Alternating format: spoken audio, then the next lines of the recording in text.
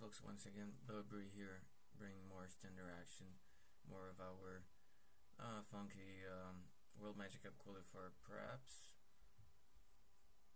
That is on the left side of the screen, that's Monoblack Aggro, and on the right side of the screen is Abzan Megamorph. The deck that I think is my deck choice for the upcoming qualifier, the remaining one, this upcoming weekend. And then Monoblack is just a funky deck, it's just something that if you have a right build with maybe like some splashes, actually could be quite competitive, not just on FNM but at trials and maybe even on the qualifier itself. So that's my opinion, folks. I do love the deck, especially if you max out on those pumps, so that's a lot of things that your opponent could have, like to counteract with your deck.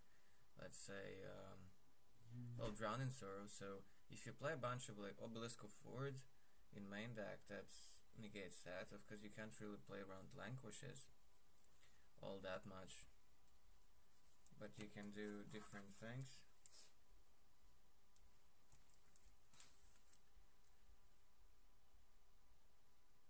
Just a Reaper in turn 1 for Monoblack. That's the Death Touch guy. The one that if you morph it and then you can unmorph it just by showing a black card and then they lose 2 life. So it's a fine 1-drop that can act as a shock, like just to finish them off. Basically you play a bunch of those 1-drops here and humans and stuff like that, so that you're not just your Hall of Triumph this stuff, but your Obelisk, so that you can power out Obelisk on turn 3 or something. He started just with a tapped land with the Citadel, and my turn 2 was Painseer, Temple of Melody on turn 2. He pushed down to the bottom Elspeth's Champion, because that doesn't really do much. Thoughtseize is not really where you want to be at this situation, so I show him 1 Hall, 1 Obelisk, Mardu Strike Leader, and what is it called, like War Reaper? No, not War Reaper. Basically a 1 mana 1/1 which you can dash for 2 mana, and when it attacks they lose 1 life. So stuff like that.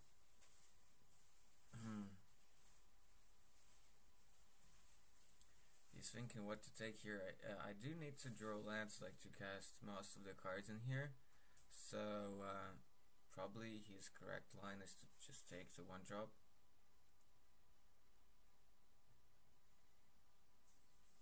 Thoughtseize is really awkward here.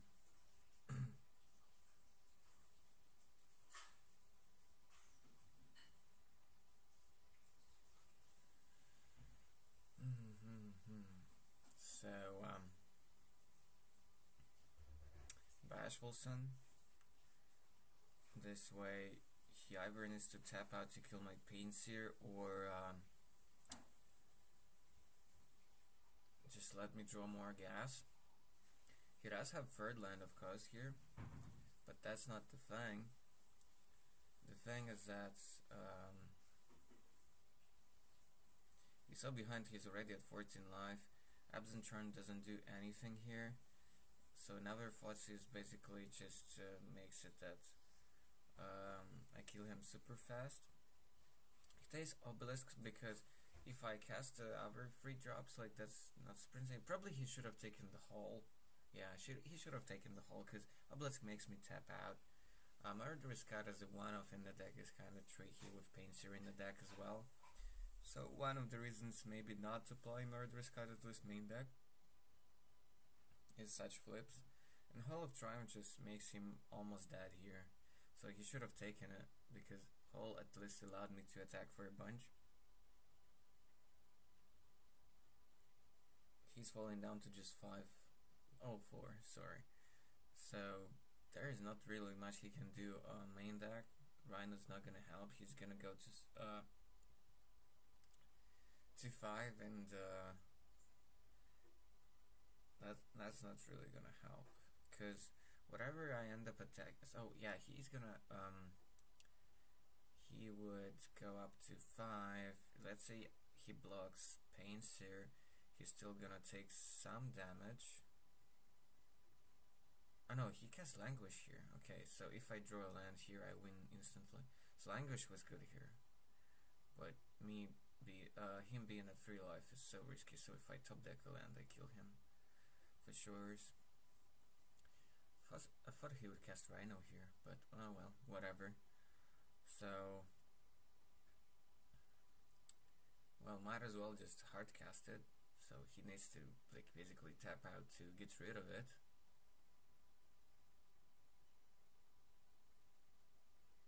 On the other hand, I could just kill him. I didn't quite realize it instantly, but Mogus's Marauder plus Hall of Triumph, that's hasty 3 damage to face, so yeah, dead. Yeah, we kinda like didn't see it like very quickly. I was knocking my head on the table here. But yeah. One important factor is that Abzan lists nowadays, they don't play Drown and Sorrow in the sideboard, so that means that decks like this can actually do a lot of stuff. And the reason why they do this because Erishin Cleric is way more important against red decks, because red decks nowadays is not like token based, not Hordeling Outburst, Dragon's Fortress, just a bunch of burn spells and a bunch of hasty creatures. Like you can sit with your Drown and Sorrow and just simply die with the dashed like Zurgo Bell Striker, because they would just keep on dashing in. So that's exactly what happened during the Proto Dragons of Tarkir, like with Andrew Sullivan and Martin Dang in the semis of that Pro Tour, I believe.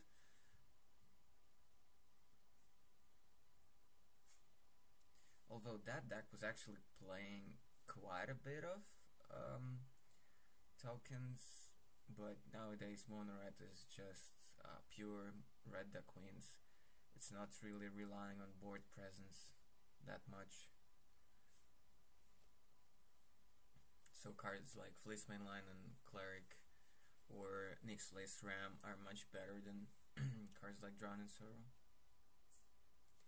You do still keep in the languishes in the deck, that's for sure. But Drown and Sorrow like stopped being a big trump. And this is actually one reason like why heavy goblins oriented build of Mono Red could all of a sudden slice into the metagame at the tournament and just go with it. Because people are not prepared, and when people are not prepared, they lose to the deck that is designed to capitalize on that. Satyr Wayfinder missed on the land drop from the top 4 cards,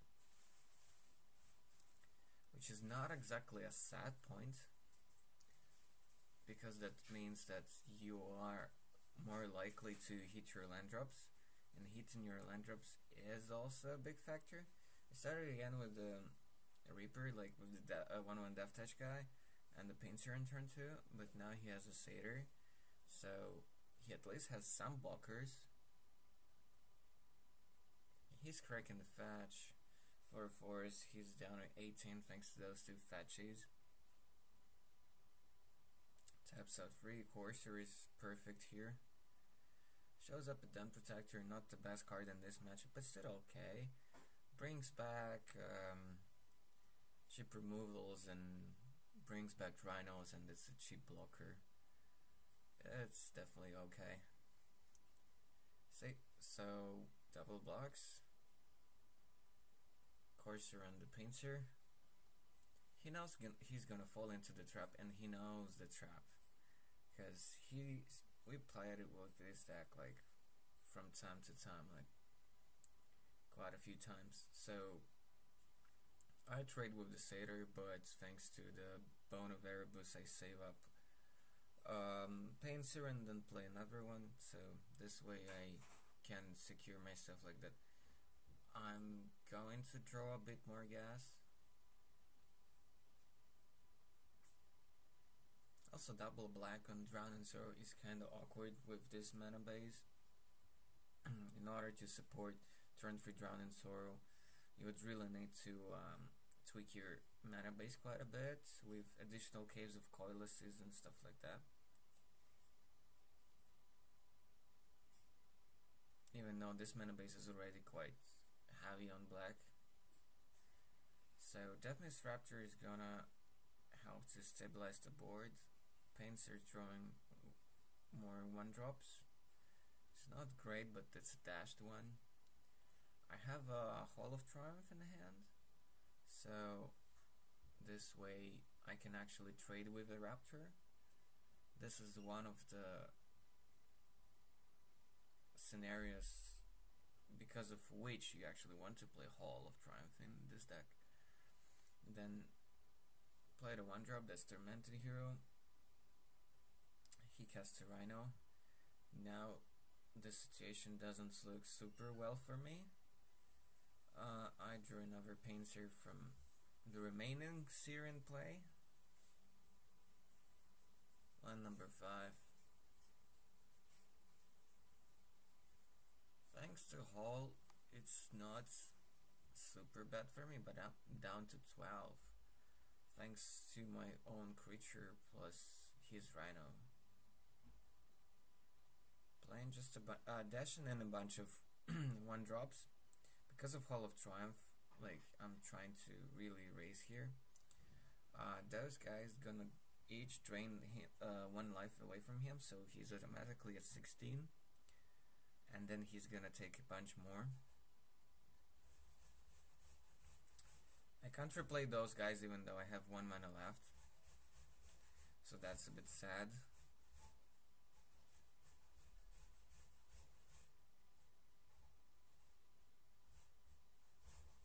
He ate the Painter, though I think in this situation I'd probably eat the Tormented Hero, because being at 12 means I could actually maybe die because of it, but the deck is configured in such a way that's only like something like Obelisk of Ords gonna hit me hard, but the chances are still there. I don't know, depends on his hand, obviously. He's gonna play a Face-Up, then Protector just as a blocker for my guys, which is okay thing to do, and then a Satyr as another blocker. Flips to 4, again no land. That's kinda sad, I guess. He has 3 blockers. I can put him down to 7, like, just because of dashed guys, and then force him to jump to and well trade 1, jump with 1, and eat 1 of my guys. But the question is, like, do I want it? And then I drew a Mogus' Marauder, and things went like amazing from there. I'm just gonna hard cast 2 of them, and then play Mogus' Marauder, give my guys Intimidate and Haste, so he can only block 1 of these guys with the Rhino. He automatically goes to 7 because of triggers and those creatures. And then okay, he blocks, let's say, a Marauder and still takes 9, so that's lethal. So yeah, Marauder is one of your best cards against this kind of matchup, like, even though there is Rhino, but apart from it, not much. It's much worse against Abzan Aggro, because they have Hangerback that can still block. So I'm taking out Button, Variable is taking out all the artifact pumps, taking out Marauders, and I want more disruption and more removal. That's basically it. Plus in for self-inflicted wounds, plus 1 more prize, plus 1 more Murderous Cut, plus 4 Thoughtseize and 2 Duresses. He's bringing in a bunch of like safeguard packaging. So he's taking out the Dragon Slayer because I don't have big creatures. He's taking out Downfall because it's slow. He's taking out Thoughtseize and Elspeth, and bring in a bunch of like Arishan Cleric, Soaring, Windmate Rock, stuff of that nature. More removal, like additional ultimate price. This list played 2 prices main deck and 1 more in the sideboard. So shuffling up. So my game plan is basically try to draw one of the 6 discard spells, discard something like Lanquish or Rhino or things like that, and then play a bunch of very cheap guys and then kill all of his creatures, essentially. Because he's bringing more removal and more stuff to stabilize the board, so those pumps actually not gonna be super effective. I might be wrong, but in the past this kind of plan actually worked out fine for me. That plan definitely works against Jeskai decks, that's for sure, because they have a lot of cheap burns and cheap creatures, so you wanna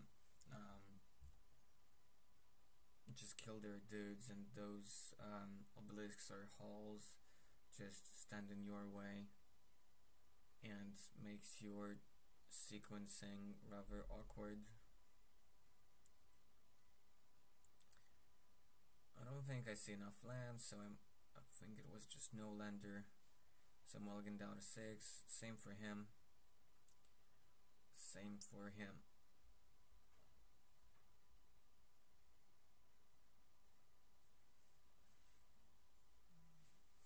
If you want to be aggro, something like green-white collected company, or just Atarka red, or mono-white devotion, probably gonna end up better choices. But I still like Monoblack. Well, maybe a bit too much, but as you see, it's quite potent against one of the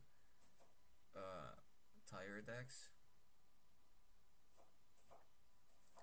The problem is, like, it takes quite a bit of experience with a lot of other kinds of decks in order to configure your black aggro deck like in the optimal way.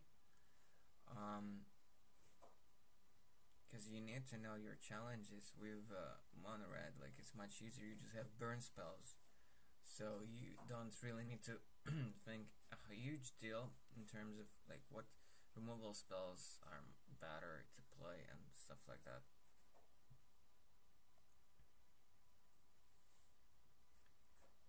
I think he mulligans down to just 5 and kept a land with, well, okay, 2 lands, okay, because I saw a plains there. Still mulligan to 5 on the draw. Not exactly the place where you want to be with this deck, but a Timely Lanquish or like turn to Irishing Cleric is gonna give a lot of breathing room. Turn mana attacked, and I just had a champion on turn 2, so no second land for me, so I'm stumbling as well. He has now turn 2 play, but he has a third land in hand, so he can cast Raptors and the like at the next turn. Or maybe he does have a 2-drop, I don't know. Maybe he just wanted to save some time here during my attacks. Well, he already took the damage, so I was confused a little bit initially. That maybe he has something to kill my creatures. No. He's down to 13 already, which is kind of weird. Well, not weird, but rather sweet. Thoughtseize to make sure that he's not gonna draw anything that insane. I see a couple of Coursers, Raptor, and Abzan Charm. I take out Charm because creatures I can kill at least, and Abzan Charm, well, it draws him cards at least. And while I'm not having a super fast draw, might as well take the Charm. Plus, Charm giving 2 counters on one of his creatures is actually relevant against stuff like Bile Blight, for example, from my side. I don't know, maybe it was correct to take out one of the Coursers. Yeah, I think probably that was better. He drew Arisen Clerics the turn before, and now he has a 4th land, so...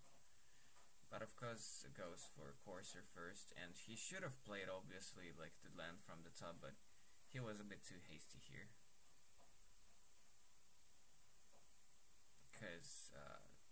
the situation is kind of awkward for him. I'm now think like a bit short on removal. I retag because I have a Bile Blight, so I get to hit his guy. He loses a couple of life again.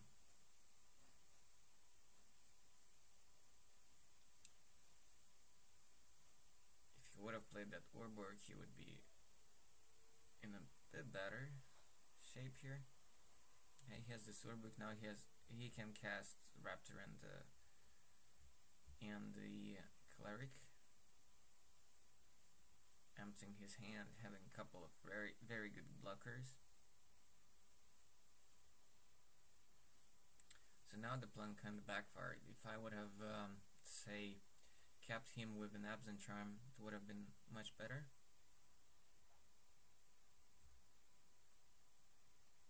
Probably would have tried to cast it in order to probably like put 2 counters on his guy, but that's not super relevant here. As you see, I have a self-inflicted already in hand. Thanks to Reinek, he goes back to 14. Turn before I played the Strike Leader, the one that makes 2/1 warrior tokens. Now the situation is kind of odd. The fact that I'm not drawing the 4th land is kind of annoying, because I have a bunch of like 2-mana removals in my hand. A Bile Blight, a Wound, and a Price, I think. 4th land would have made my day like much easier.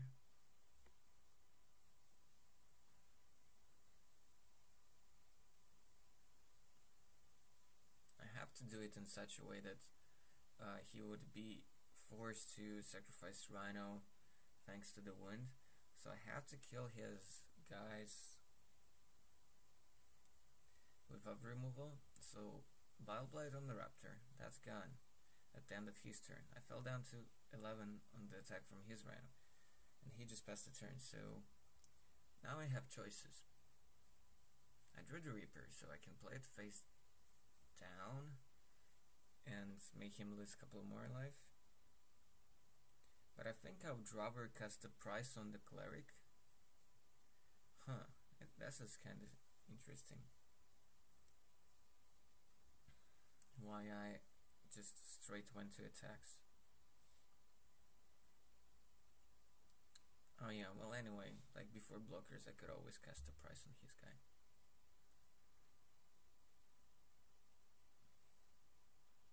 So he took a bunch of damage.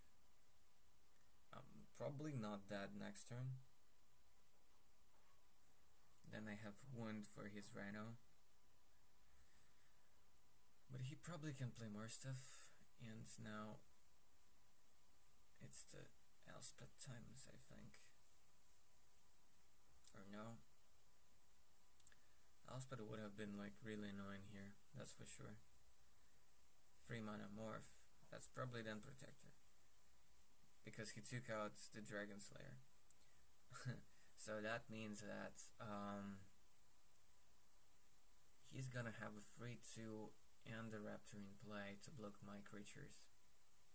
That's a bit annoying. The self-inflicted one still hits his Rhino right now, but of course he probably in response to that would unzip, then Protector and get Raptor, and probably sacrifice that. That's okay.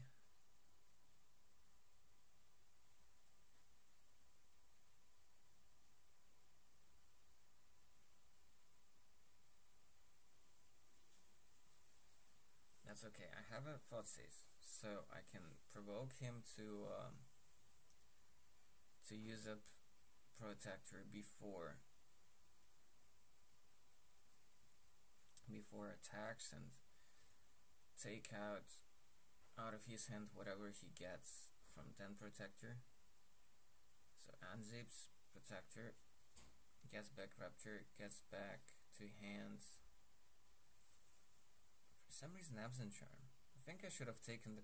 yeah, he should have taken the Cleric here. He sacrifices the Protector, of course. Yeah, he should have taken the cleric because he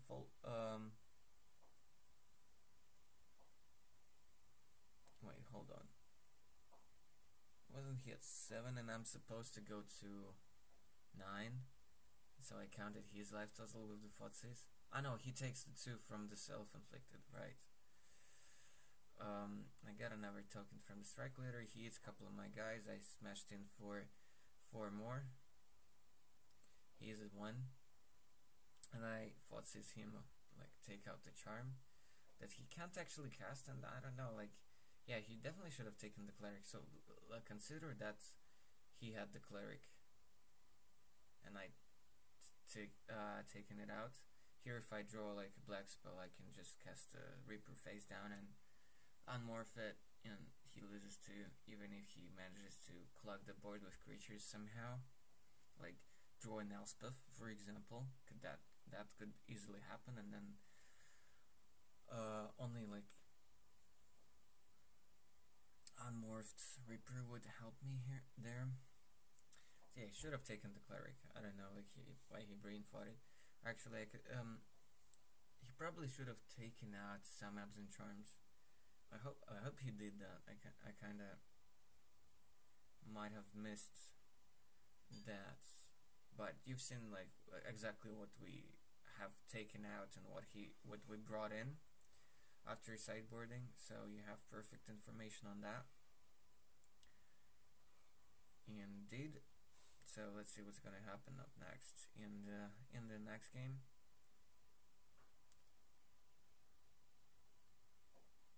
Yep. So far something like 3-0 in favor of Monoblack, and actually because this Azkaban Megasmurfs deck is so close to Abzan control, so the games play out actually in a quite similar fashion. Difference is not that big, and the difference actually is more of in favor of the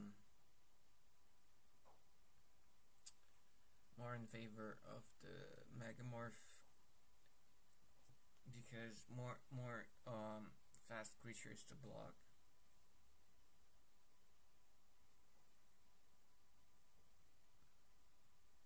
Obviously you suffer like if Abzan control still does have Drowning Sorrows in the sideboard, but you can play around that with your discard spell and just not overextend.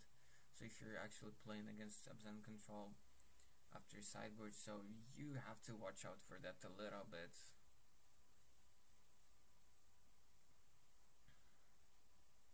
And they might bring in, if not Tragic Arrogance, and then maybe like a 3rd Languish or like End Hostilities or something like that. But you do have a lot of dash creatures, and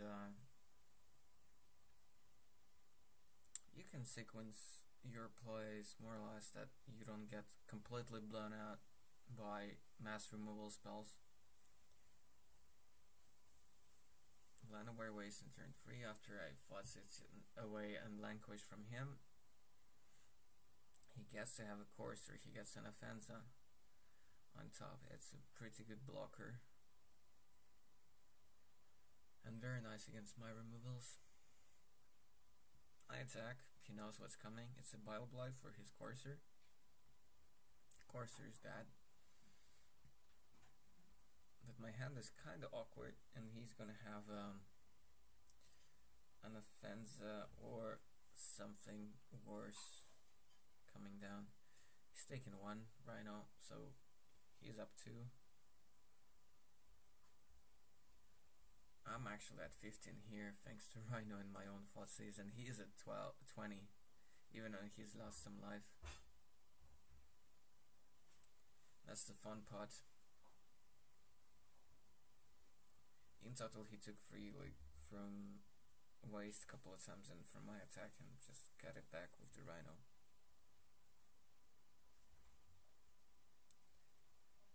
So the situation is kind of tricky here. I'm probably not feeling how I'm supposed to win here. Like, yeah, forced to cast Murderous Cut here, removing just one card because I don't have any other good one drop. He's taking a couple damage. He's down at 18. I had to bring in those Murderous Cuts because of like creatures like Rhino and Anaphantha, so sometimes self-inflicted is at awkward spots, and me with having like a lot of 1-drops and 2-drops, so cut is okay. It's only in the combination with Pain Series kind of awkward. So he took one more to cast Anaphantha here from the Llanowar Wastes, so willing to block my creatures. I just play out like Pain Series and the Strike Leader, setting up for good attacks next turn, potentially. I'm down to just one card in hand, so that's bad news. He still has more gas. He can safely eat one of my guys unless I have some removal. He can blow up a fetch and like cast a Den Protector here and then grab back Lanquish, something like that. I think that's the best play, because you probably already saw one Den Protector in his hand, so that's what's coming up,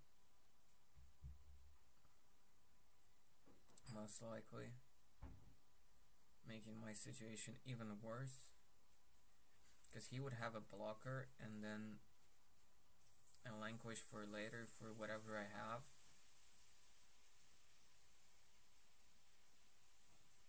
So that's the fun police.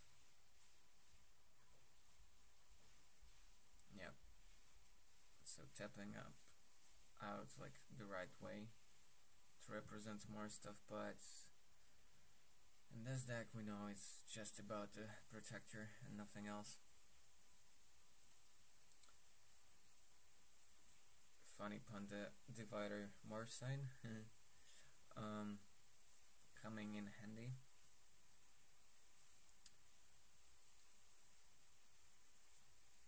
So yeah, like almost no matter what, like I draw here, I'm in a bad spot. Something like an Obelisk of Ori would probably be a good tiebreaker for me to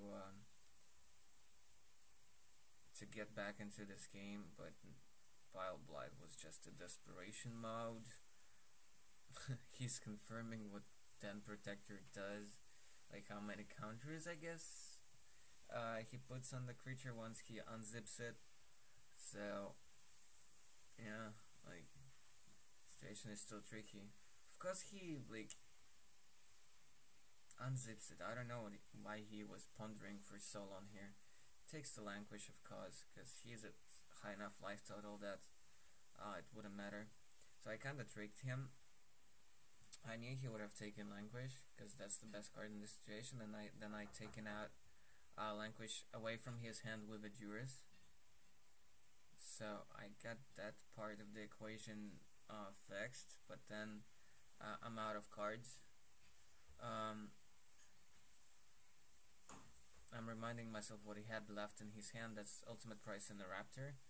Still not great news for me. I still can't really attack.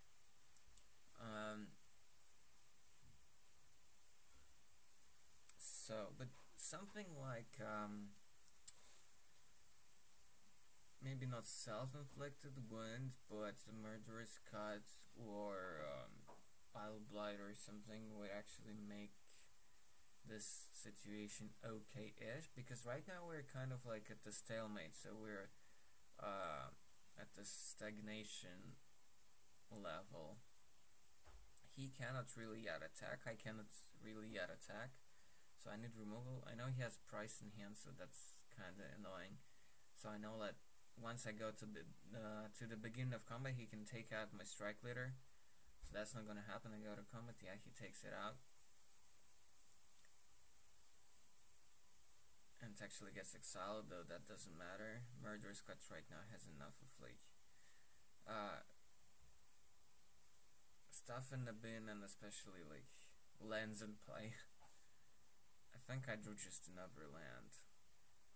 I'm not yet doomed in this game, but not drawing that well. Not drawing that well. Protector, making him up a card, things like that. And an Offenza being hard to combine Raptors and all that. So now he thinks that he can raise, so he's attacking with an Offenza, putting counter on the Raptor. So he smashed in for 8, now I'm at 7. Now I'm in the chum block and duty. I just drew a Painter, I believe, and I have a land in play, so nothing much I can do here. I'm gonna play it out, maybe like a little bit more just to see what my options are, but I'm most likely dead in this game.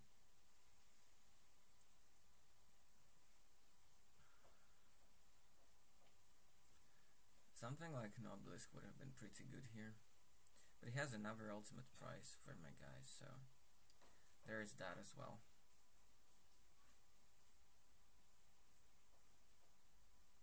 But generally speaking, against a deck full of removal and full of creatures, Obelisks are probably not the place there you want to be.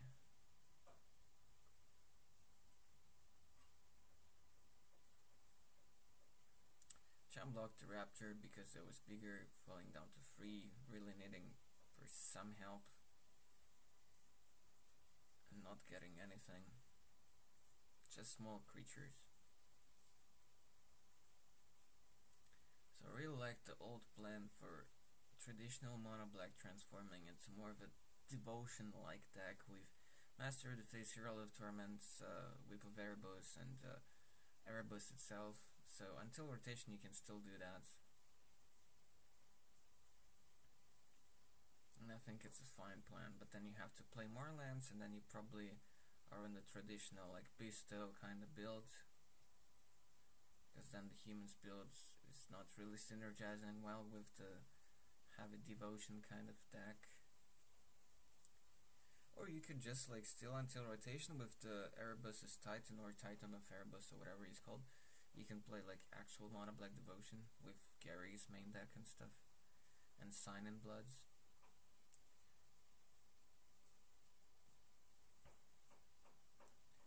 I would feel really happy if somebody like plays the Black Devotion at the their like local World Magic Cup qualifier or at some open event. But yeah, I guess people who think of that probably gonna decide to play a safe deck. Alright guys, thanks for watching. So just reminding you all basically what the sideboard looked like.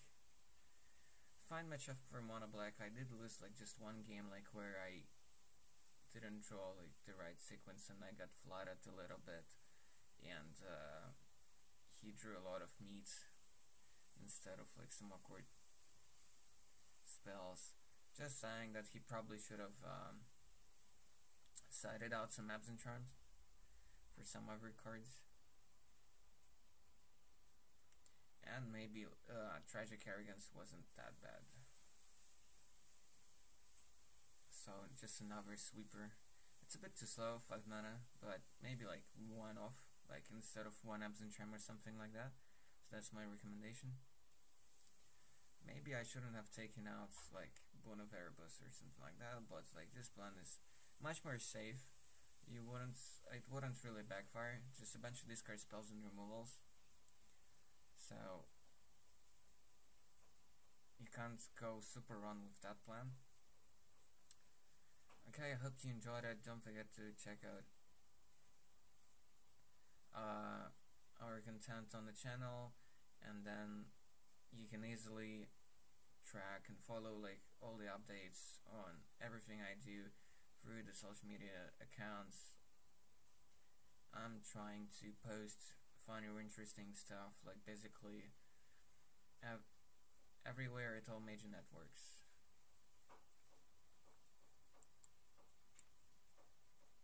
So until the next sale, goodbye folks.